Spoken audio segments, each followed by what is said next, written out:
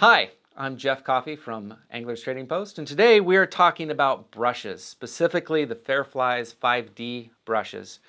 Why do we use them? What are they for? How do we use them? First off, each of these brushes has at least 5 different materials in there.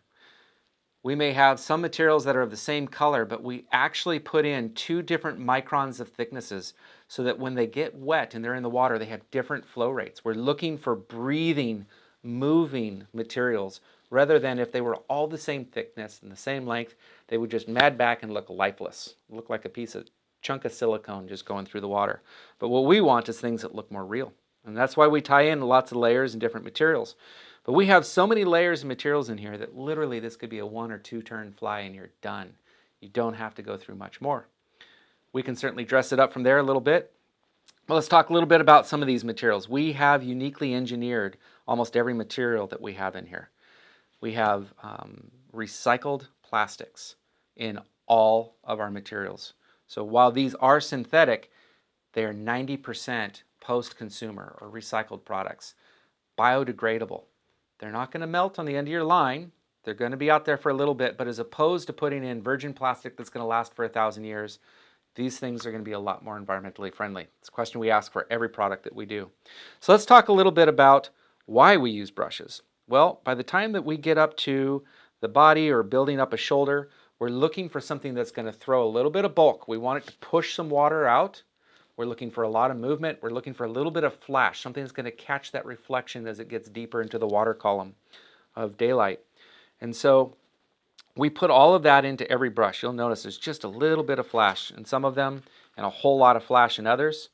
We have silicone legs in there. That's something you can't do in a composite loop. So when you're tying in and you've got this loop and you've got 5 different materials sitting down on your table and you're trying to gently pick them all up, tuck them in, the silicone's going to fall down and it's going to fall out, typically pulling the rest of your materials out as you go. So something that you really can't do very easily in a composite loop, we can do in the brushes. But most importantly, what we've done is we've saved you time. That's a dozen flies right there. Let's talk about how easy that is. Let's assume that I've already tied in my trailing hook. Watch this. Tie that in. I'm going to come back. I'm going to pull the material. Now, here's the deal. Please, please, please, please don't use your beautiful scissors on that. That is stainless steel in the core. We have flush cutters for you. Pick a pair of those up. I come back in and I cut just into that material.